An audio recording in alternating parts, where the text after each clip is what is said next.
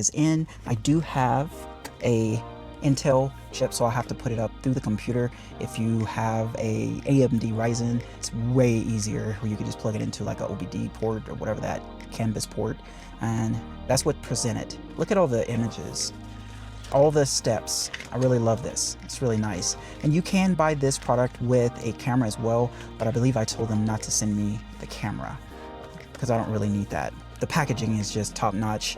It lets me know a lot of things about companies, to be honest with you. Look how it's presented. It's really nice. Love that. Hopefully you can see it. All the things I'm probably gonna need is talking about extension cables. It has Intel wiring harness, extension cable, connection cable 3, connection cable 1, AMD wiring harness, so you get both in the box, and a pry tool. The mounting tool that you'll mount it to the dash. Okay, that's cool, really nice. Just plastic, as you can hear right there. The display, it's just really nice. I can't keep saying that. Love the packaging. Let's take that out. And it's very slim, just like that one, probably a little bit thicker, I would say. I like how they're covering the screen right here. Won't take that off yet. Just like that. And then it'll go into the dash and all of that. That's really nice. I like that. Go to number 1.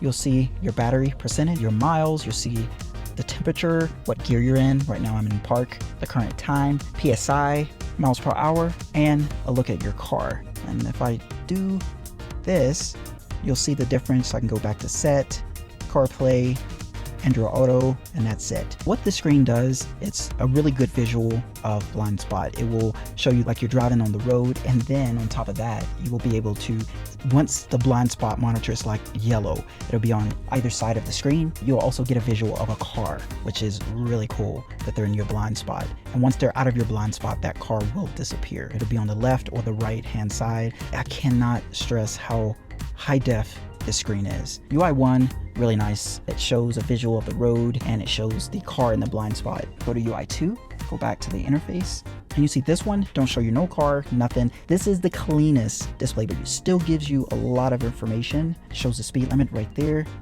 The battery percentage shows how many miles you have left, how the current temperature. It shows the time, shows what gear you're in. This is really clean. I really like it. It reminds me of the T8 because the T8 is clean. You don't get anything over here as a quick toggle, anything like that. Even me moving it up, there's nothing right here. That's how it is. That one is pretty simple. Like I said, it works. Now let's try UI 3. So UI 3, now you get into more of the details and all of that. You'll get regen, I believe, shows on the screen, or it might be UI 4, I'm not sure. Over here, your odometer, the current temperature, your current drive stats, how long you've been driving, how many miles you've been driving, what's your average miles per hour during the drive.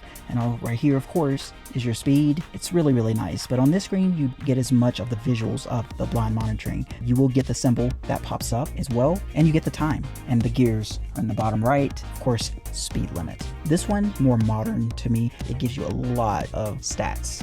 Now UI 4, this one I really like. Not too many, I will call cards. It's not as busy. You still get the blind monitoring. I think on each side, both of them lights up. You get the odometer, how many miles, you get the current drive, statistics, how long you've been driving, how many miles have you been driving, what's the average of how long you've been driving, the current time, you get the speed limit, you get how fast you're going, and underneath there, how many miles you have left on the battery. You get all of those different little features right there. So next, really fast, I'll just show you Apple CarPlay.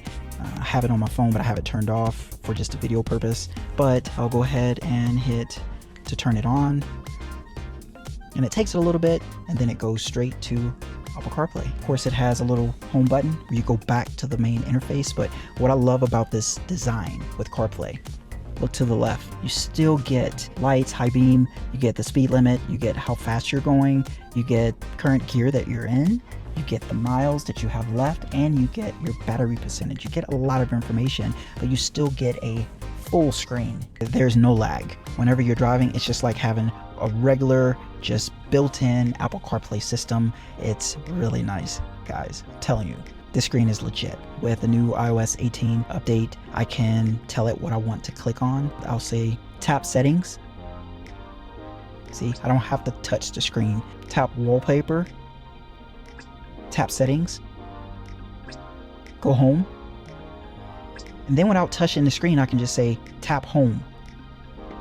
You have it connected to the Wi-Fi, and you see right in here is the different Model 3, Model 3H, which is Model 3 Highland, and then it has Model Y. I'm assuming the Model Y Juniper will show up on here as well, but you choose one of them, the system will restart, and then you will see the actual image of the vehicle. You also have your MCU version. What I did before I started recording, I tapped that blue MCU that's right there, and it checked for an update. I'm showing you a little bit of how that looks. Once it is finished updating at 100%, it just rebooted, and that was it. I really didn't see a lot of difference, but it's probably some little bugs or something like that. But this unit does update, which is a plus. But now let's go up to the display here. This button right here, it always goes back to the main interface. At the top, that is your volume adjustment. You can also adjust your brightness. If you want it set to auto or not, it's really up to you. You can just tap auto and it'll match the car, or you can just do it manually, however you want to do it. Then you have under here, day and night mode. I do have it set to match the car, which is auto. The next one is your body color, whatever color you have of your car. You have the choice of gray, blue, black, red, and white. The next thing is the rainbow road switch, and I do have it so every time I activate full self-driving, it will be a rainbow road. AHD on or AHD off, and that is for the camera switch, the optional accessory you can buy with this if you want, but for some reason I had it turned on, so I just turned it off because I did not install the camera. Time format, if you want to do 12-hour, 24-hour, however you want to do it. And then the last one is speed limit sign styles. So that's a cool little menu right there. Now let's go down to controls. At the top you have tire pressure units. You can do bar or PSI. Right here, sound playback position. You can do loudspeaker or Bluetooth, whichever you would like to do. The speaker actually sounds really good. Mobile phone connection activation method, which is right here. You can do manual or auto. Then you have your steering wheel button control switch, which is right here. I didn't know what that was until now, so I'm gonna turn that on, so that'll give you power to control it on your steering wheel.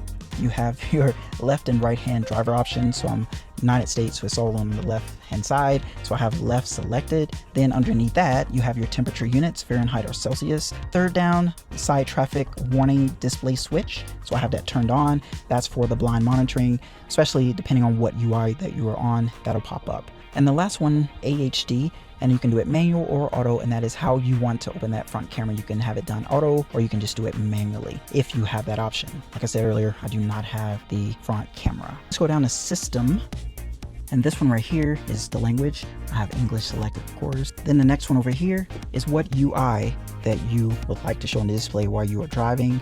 Then you have a speeding reminder. So you can do 50 miles per hour or whatever you use, 50, 60, 70, or 80. And all that does is if you reach that speed limit, will turn red, no matter what the current speed is. And then of course over here is your time zone selection. Let me show you these cool